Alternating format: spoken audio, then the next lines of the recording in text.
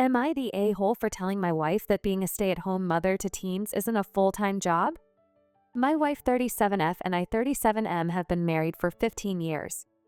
We have two kids who are now 14 and 12. The eldest isn't mine, both in school from 7:30 to 3 p.m. The bus picks them up from the front of our house and drops them off. Sometimes they'll have after-school activities and stay until 5 p.m. and I'll go pick them up after I get out of work on those days. They're becoming more independent now, and I had a discussion with my wife about how she could get a job. She's never had one besides being a stay-at-home mother now that the kids are older, and I'm retiring from my 20-year military career and could stay home and be a sod now. She doesn't enjoy cooking or cleaning, so I figured it'd be best if I step into those roles so we can eat less takeout and a more healthy diet.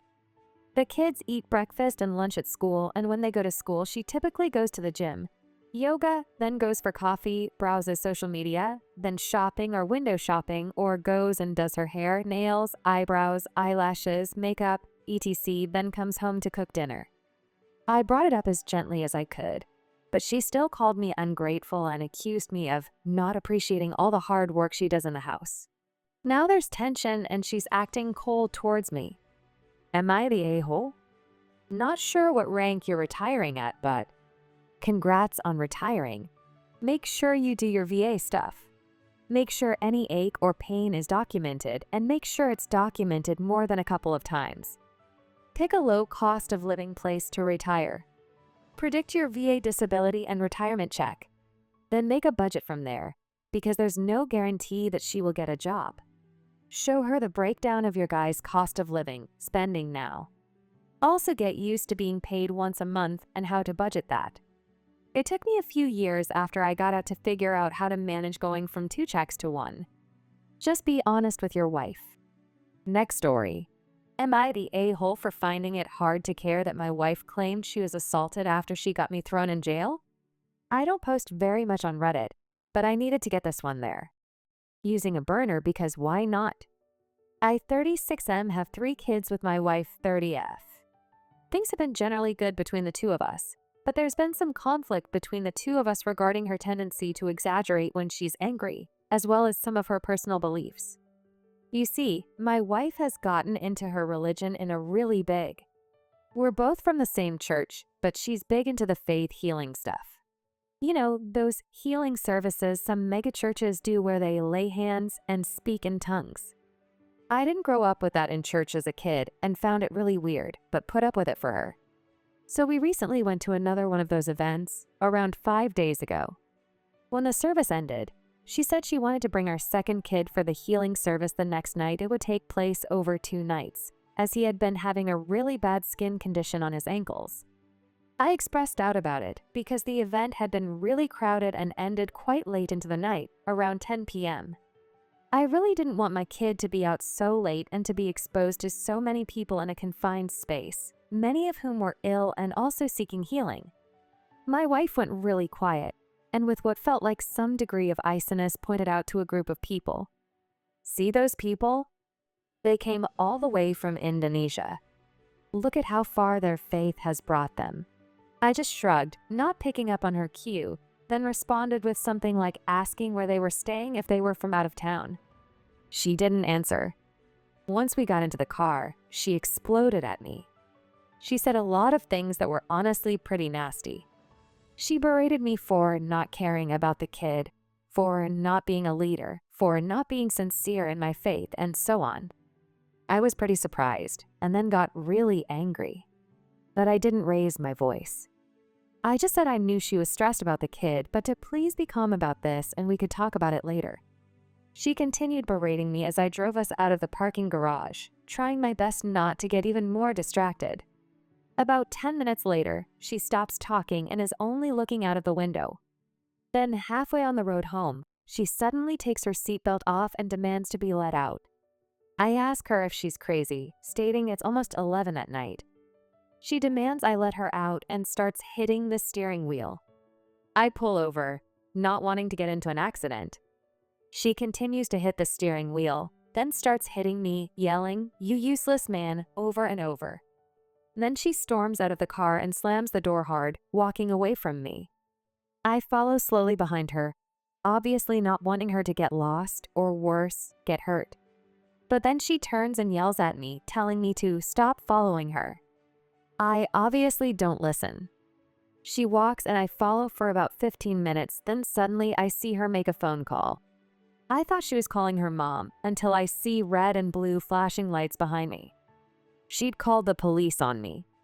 She waved for them to stop, and they pulled over in front of her.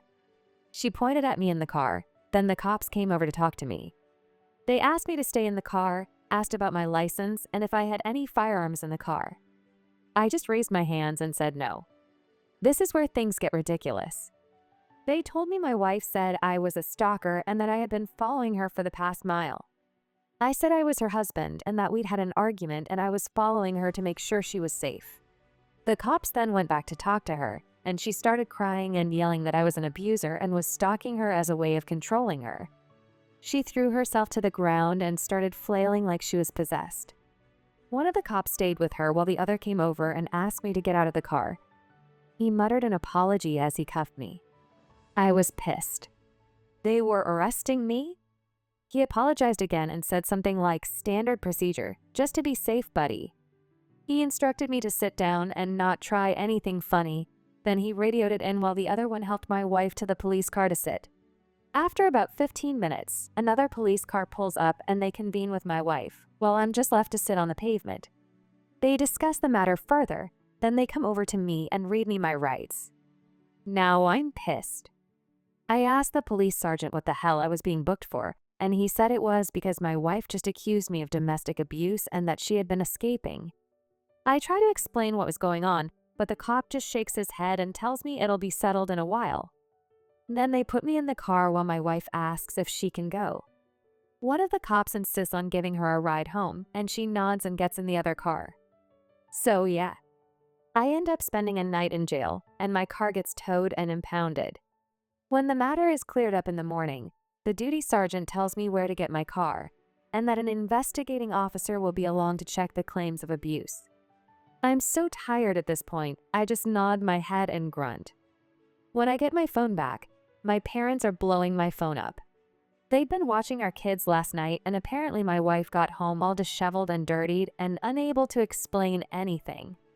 I called my mom ASAP and explained everything to her. She was in disbelief too, but said she and Dad would be ready to help with anything. She said the kids had been sent to school already and that they didn't know anything. In fact, they'd been pretty excited to spend the night with Grandma and Grandpa. I got back and saw my wife. I didn't say anything to her. She looked like she'd been crying all night. She followed me all around the house as I went to shower and grab a bite. I didn't say anything. When we were at the dining table, she said quietly, "Someone assaulted me." I just continued eating. Before last night, I'd have been hugging her and telling her it's okay. But after what happened, I'm finding it hard to feel sympathy. I just asked who it was. She shook her head and asked why it seemed like I didn't care. I responded with, "I don't know." Should I care? I just left the dining room after that and went to crash on the bed. You need a lawyer, LOL. Also, don't be alone with her again. It's not safe for you. Get her to admit she faked the report somehow, ideally over text or in writing, or if you're in a one-party consent state as a recording, document her crazy religious outburst and other stuff. At this point, she's not your wife anymore. She's your opponent in a divorce fight. Dude, she's lying to you. She is obviously making this up because she knows she in deep crap about lying to the cops and getting you arrested. She is trying to manipulate you, plain and simple. Don't buy into her fantasy. You need to seek legal advice immediately. Find yourself a lawyer. She went way, way too far. There is no going back. What she did to you and is now claiming is mentally unhinged. Your children should not be around someone like that. It is not safe. Not the a-hole if you leave, but you will be a total a-hole x1000 if you stay. Next story. Am I the a-hole for buying something for my mom after my dad told her he can't buy it for her because he couldn't afford it? I'm a gay 30M. My dad and I had a falling out when he found out I am gay. We still keep in contact and talk to each other, but it's very emotionally distant. We live on opposite sides of the country in the USA. I work in corporate finance and I do well for myself. My dad works in IT and isn't that great with money. I came out of the closet last year to my family, but before that happened, I used to manage my dad's finances and retirement accounts since I know how to manage money. After coming out, my dad told me he didn't want me managing his accounts anymore, so I backed off. He made some bad investments and lost some money, not a huge amount of his portfolio, but significant. Earlier this year, he decided that he would buy a house that's 9x his yearly salary on a mortgage. And after purchasing it, his plan was to sell the current house. I told him that I think it's a bad idea. This was all back in March. Fast forward to now. My parents bought the house with a 7% interest rate and sold their old house for $75,000 under asking price because they only got one offer and became desperate. I told my dad that I'd be happy to help in any way, but he never took me up on it. Luckily, they're keeping their heads above water because I made sure my dad contributed maximally to his retirement accounts over the years when I was managing his money, as well as the fact that I chose some good long-term options contracts for him that help bring in cash flow. Here's where I might be the a-hole. In the midst of all this, my dad became very stressed about money. And he started compromising by not making any upgrades to the new house other than what was necessary. But that's it. No new furniture, no kitchen or bathroom remodeling, etc. My mom had picked out a particular sofa for $5,000 that she's wanted for a very long time. It's always on display at her favorite furniture store. My dad told her no. My mom was pretty sad about this, so as a present I decided to buy it for her, and I also rented a U-Haul and picked it up and assembled it at their new home. My dad got super pissed and said that I was undermining him. I'll admit that I was super pissed at him about a lot of things in that moment, and without thinking, I just said, well, if you can't afford something she wants, then I'll step in to make her happy. Not the a-hole, but you may want to save up money for mom so she can live in an apartment after dad goes bankrupt. He's clearly financially incompetent and would rather destroy his and his wife's livelihoods than give up on his homophobia. Opie replies, honestly? I know my dad so well to the point that I knew how everything would play out and I planned accordingly. I kept my mom's retirement and investment accounts separate so that I can continue managing them after coming out. And it played out exactly how I expected it to. Next story. Am I the a-hole for rejecting my dad's efforts to repair our relationship because he chose his wife over me? I 21 meters lost my mom when I was still a baby, and my dad didn't date anyone until I was around 9. Then he met his wife, Lindsay. She was a single mom to 2 kids. Both her kids had different fathers and weren't around. Her oldest was 11 and her youngest was 6. Her youngest was special needs and medically complex. My dad and Lindsay rushed their relationship because she didn't have much free time and she wanted help and dad was willing. A really brief tale dark. My dad kept me in a bad situation. His wife's youngest took up a lot of money and space, and with all the extra needs, and her oldest was angry and violent and lashed out and drank and did drugs. I had a curtained off space, not a bedroom with a door and not a real bed. Went 6 weeks without seeing my dad while I lived there once. He told me she came first when I asked him to leave and his marriage and happiness would always be first. I left at 17 and didn't look back, and now he wants to reconcile, but I said no because I deserve to be happy too. I know it wasn't her son's fault, her son was the 6-year-old. But he was a lot of work and I resented it from the start. Dad told me good people help family and they don't pass up love and family just because it'll be more difficult or more work. And he told me that he deserved to be happy and Lindsay made him happy, and that my mom was his first chance and he lost her, so Lindsay was his second chance. He told me I could benefit so much from being a caring brother to Lindsay's son and would learn a lot about real life. Money was extremely tight and the house had so much medical equipment and mobility stuff for Lindsay's son. I didn't even get an actual bedroom. I was shoved behind a curtain where the office had been before Dad and I moved in. The timeline was like, May, Dad and Lindsay meet. September, they introduce all of us to each other. November, we all move in together. February, Dad and Lindsay are married. A few months after Dad and I moved in, Lindsay's daughter, aka the oldest, started acting out. She smashed up some of her half-brother's medical equipment, she stole money, she started sneaking out late at night, and she got drunk a few times. She started taking drugs. She pushed me around if I was in her way. There were nights I couldn't sleep until 1 or 2 a.m. because I could hear Lindsay and her daughter fight, and the daughter would say she wished her half-brother would die and they could move on. Lindsay would get hysterical about it, and her daughter would say he wasn't her real brother anyway, and he was just a burden. I begged my dad to leave and let it be the two of us again, but he said we couldn't walk out. We committed. We were more than just the two of us now. I told him I didn't want any of them, and I hated how much life had changed. He told me life always changed, and I needed to get on top of my feelings and accept that he needed to be happy and deserved to save his marriage.